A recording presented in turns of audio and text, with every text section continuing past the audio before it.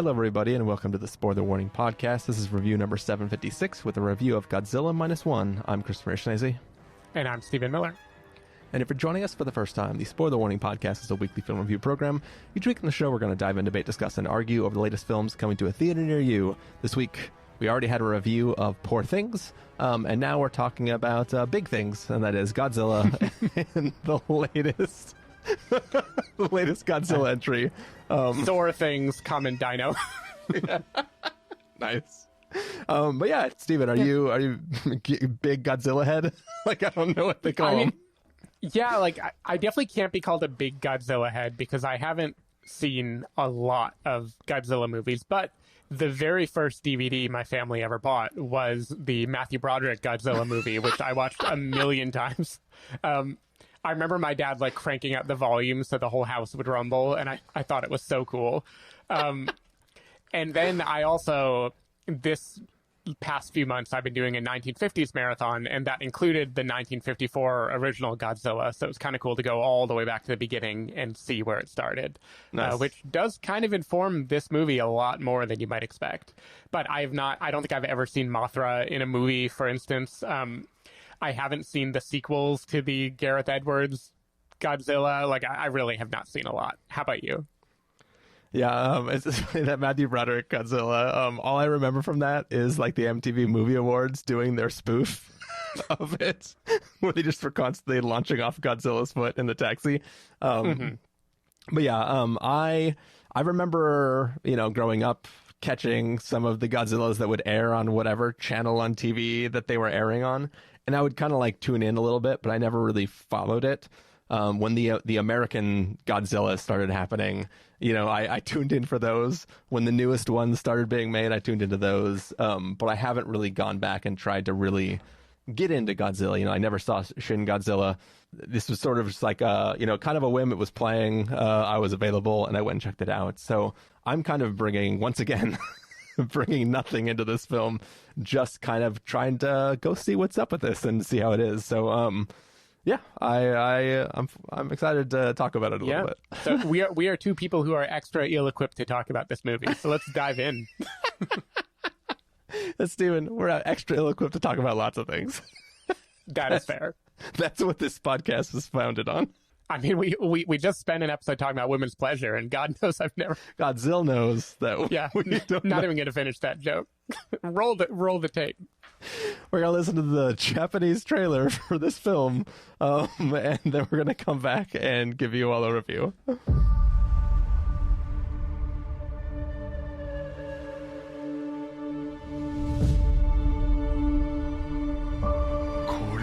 なんだって言うんだ。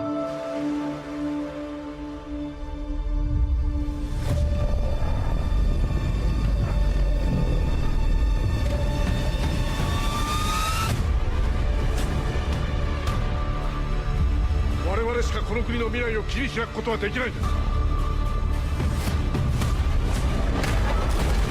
あの怪物の生態は未知のことが多すぎて。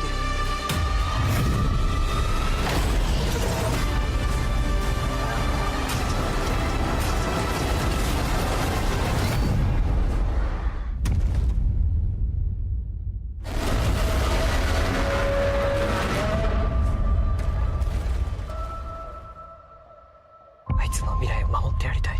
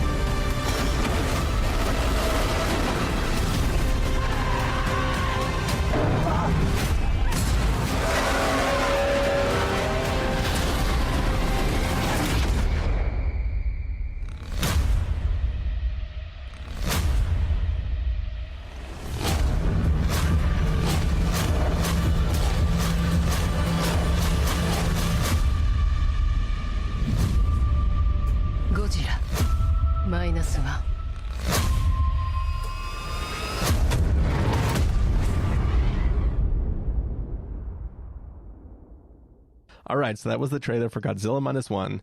And the story goes, post-war Japan is at its lowest point when a new crisis emerges in the form of a giant monster baptized in the horrific power of the atomic bomb. Stephen Miller, what did you think about Godzilla Minus One? I thought this movie was pretty great. What really struck me is how much this does bring things back to the original Godzilla movie from 70 years ago, because that movie is actually like very, I would say, somber and tragic. It is so clearly processing the horror of the atomic bomb, and it was made in the early 50s, so like it had not been that long after the bombing of Hiroshima and Nagasaki. And I think like obviously any big monster movie is kind of a metaphor for war and destruction and the chaos caused by war. But that movie really leaned into it. Like they're talking about Godzilla as a creation of the atomic bomb.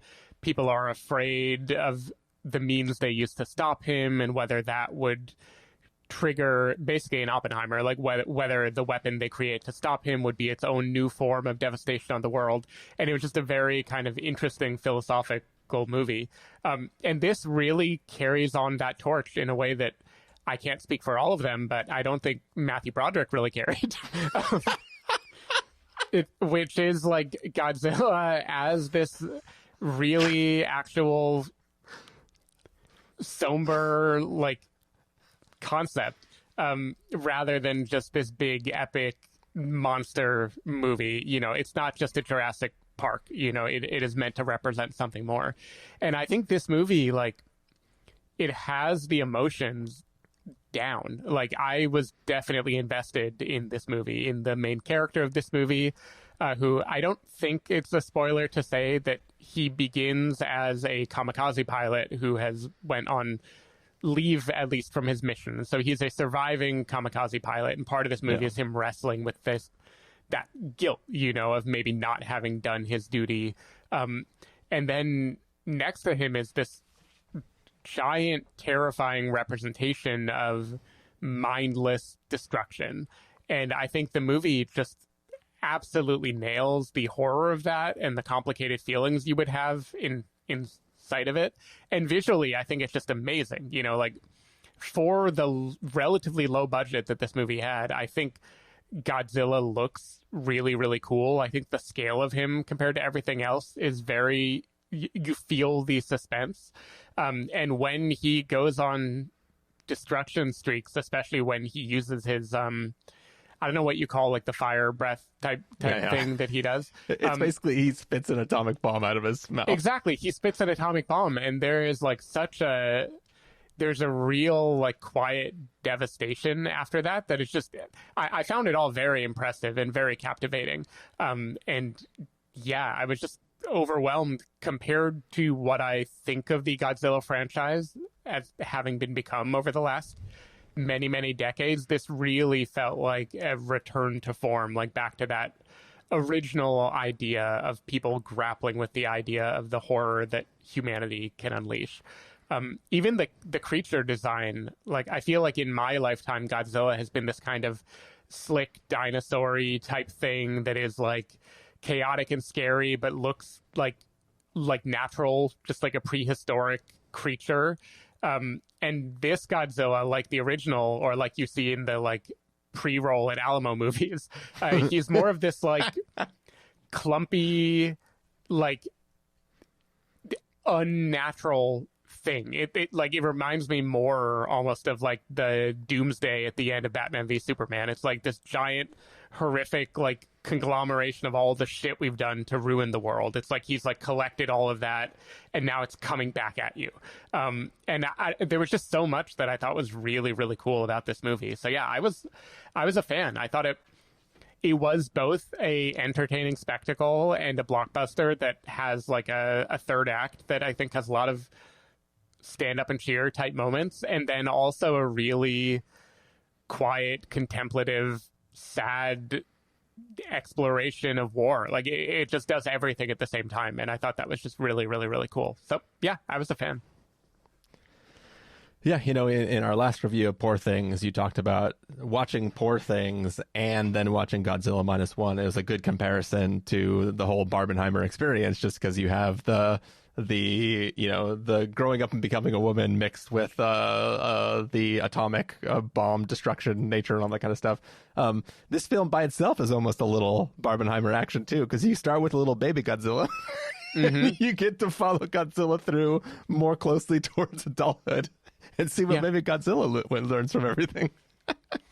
Do you think Godzilla learns in this movie? Maybe.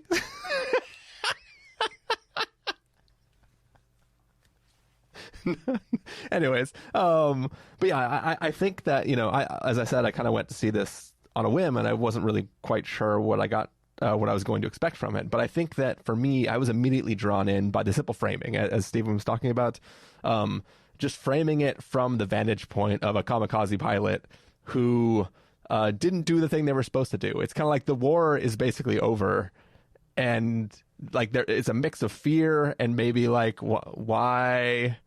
Like, things are done.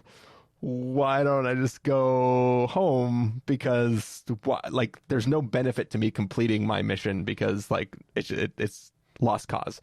And then kind of seeing his fear and his anguish and his guilt over not completing the mission that he was supposed to do, coming home to just a completely destroyed city and kind of trying to reestablish himself in the rubble with like all these people that he's lost. And it's like the one person who is surviving is the person that knows what he was supposed to do and didn't. So it's like he's lost everything except for this one connection that now sees him as disgraceful in some way, right? And sort of this idea of him trying to, amidst this devastating thing that he sees, he survives war, sees this devastating baby Godzilla attack, and then goes off and tries to like rebuild a life from scratch with some random people that he might encounter, and kind of just like the idea of setting it and framing everything from that moment and everything builds from there was like a really, really interesting way to sort of frame this story. And kind of like that immediately gave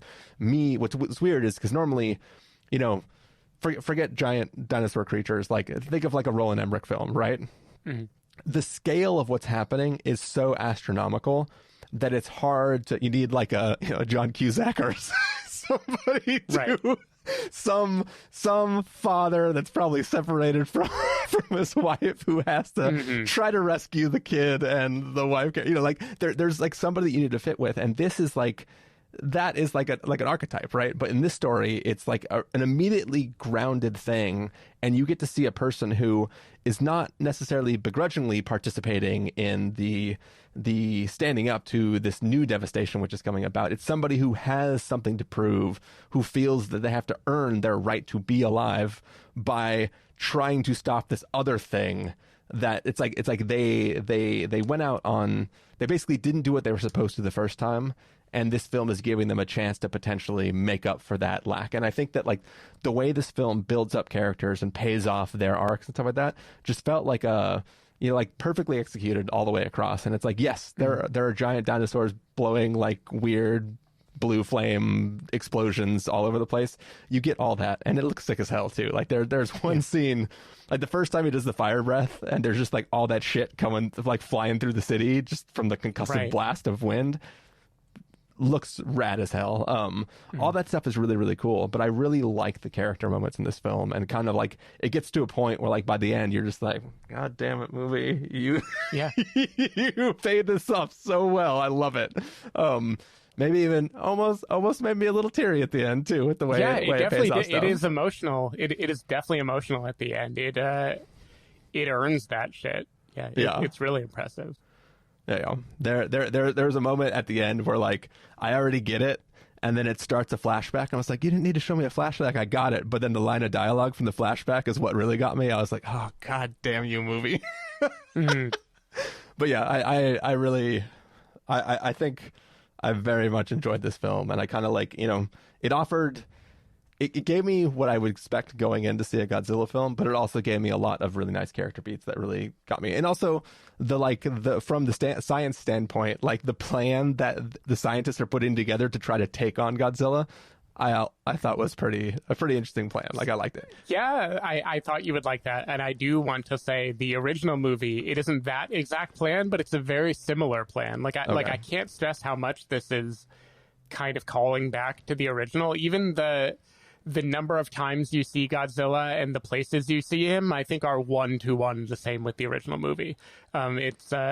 It's really interesting because I feel like this is being framed as a prequel. Like, people are misunderstanding what -1 means in the title, but it isn't. Like, I feel like it's a reboot. It's almost like a redoing of the original movie. And yeah, it's definitely cool. I like the science in it a lot. Actually, I like how it. I won't spoil the original movie, but this like combines the original movie's idea with Top Gun Maverick in a way that I think works really well. Yeah, I will say there's an aspect to the science that the way they visualized it later when it's actually happening seems slightly different than the science that was displayed in the small version of it. It was still cool, but I feel like it was a different. It was visually represented differently than what I thought they were trying to do, but we could talk about it offline. Yeah, no, I hear you. But yeah, I thought it was really cool. I also like the idea from the main character standpoint. Like, Godzilla is so big, like you said, and you need someone to ground it. You need a John Cusack to make the astronomical feel personal. And here it's grounded so much. It's basically like this guy is being haunted by Godzilla. You know, like that's at least how it plays. Is not only does he feel it's his mission to stop him, but he keeps running into this thing that is like the giant cosmic manifestation of his guilt, basically. Yeah. And it's so interesting that a giant destructive monster movie can also feel like a very, very personal, like, horror movie almost. And I think the fact that it manages to pull off both is very impressive. And it does ground the otherwise, like, Godzilla is getting bigger every time we see him, and so it becomes more and more enormous and more difficult to really clock the scale.